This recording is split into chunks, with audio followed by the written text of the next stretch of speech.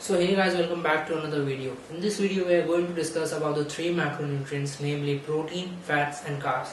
Macronutrients tend to provide energy and also perform many vital functions in the body.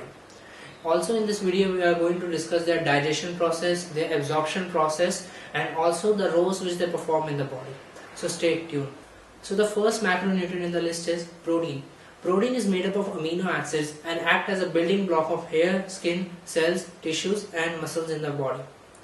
Out of the 20 amino acids which are required to build a protein, 11 of the amino acids are produced by the body and are regarded as non-essential amino acids, whereas the remaining 9 are not produced by the body, regarded as essential amino acids and should be taken from outside sources. You can get these 9 essential amino acids from animal sources like chicken, fish, etc. or from the plant food sources like beans, nuts, etc. So enough information on protein, let's start the digestion process. So the protein digestion begins when you start chewing your food. The saliva present in your mouth slightly wet the food so that it can be easily swallowed and sent to the stomach through the esophagus.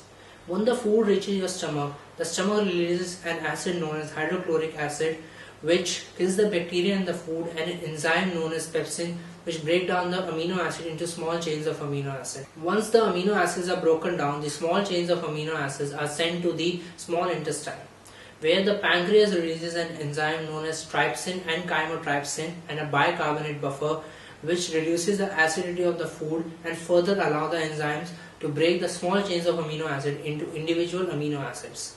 After the breakdown into individual amino acids, the main process takes place which is known as the absorption of the protein. Your small intestine contains small finger-like structures known as microvilli which are responsible to increase the absorption of protein. This allows maximum protein absorption in your body. So once the amino acids are absorbed, they are released into your blood through which they are sent to the cells and other parts of the body where they can start repairing the tissues and also start building the muscle. So as for your information, more muscle builds when the protein absorption is better, not when your protein intake is higher. So here are some methods to increase the protein absorption in your body. The first method is consume high quality protein sources like chicken, meat, fish, etc. And for vegetarians you can consume beans, legumes with rice, etc. The second point is chew your food thoroughly. The third point is avoid intense exercise just after your meals. The fourth point is consume probiotics as they help in protein absorption, for example curd. And the fifth point is distribute your protein intake throughout the day. Do not consume all protein at once. So with these methods you can increase the protein absorption in your body and thus repair your body tissues faster and build more muscle. So the second macronutrient in the list is carbohydrates. Carbohydrates tend to provide energy to do the physical and mental tasks in your day-to-day life. There are mainly three types of carbohydrates: starch or complex carbs, sugar or simple carbs, and the dietary fiber. Consumption of bad carbs like pizzas, sodas or any kind of junk food results in unhealthy weight gain, obesity, heart disease or diabetes.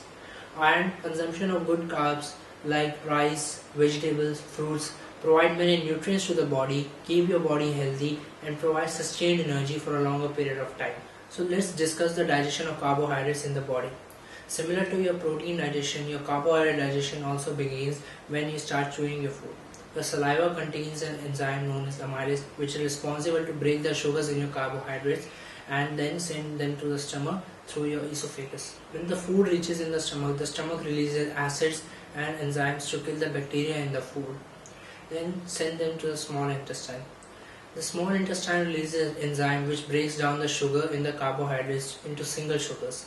When the sugars are broken down into single sugars, they are released to the blood and sent to the other parts of the body. Any undigested food which remains in your body is broken by the bacteria into small pieces and is eliminated from your stool. So the last macronutrient in the list is fats. Fats are essential for your body as they provide energy to your body, keep your body warm, protect your body from diseases and also helps to absorb nutrients in your body. Unsaturated fats present in fatty fish, paneer, nuts, seeds, etc. are healthy fats incompatibly to the saturated fats and the trans fat present in junk food. 1 gram of fat intake provides 9 calories of energy, which is double the amount of energy provided by protein and carbs, which is 4 calories each. Thus, consumption of healthy fats leads to a healthy weight gain and consumption of bad fats leads to unhealthy weight gain, obesity, heart disease, stroke, etc.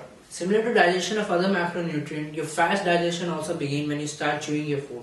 When you chew your food, the food is broken down into small pieces and sent to the esophagus.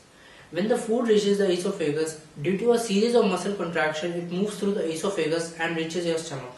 When the food reaches your stomach, the stomach produces acid known as hydrochloric acid, which is responsible to kill the bacteria in the food, and an enzyme known as lipase, which is responsible to break down the fats. When the fats are broken down, they are sent to the small intestine. The small intestine is the place where most of the fat digestion takes place. After the fats reach the small intestine, the pancreas produces an enzyme which breaks down the fats further, and the liver produces bile juice, which is responsible for the digestion of fats and vitamins. Once the fats are digested, the fatty acids are sent to the lymph system and then throughout the body to produce energy and also help in growth and repair of the cell. Researchers recommend to consume approximately 20% of the calories from fats only.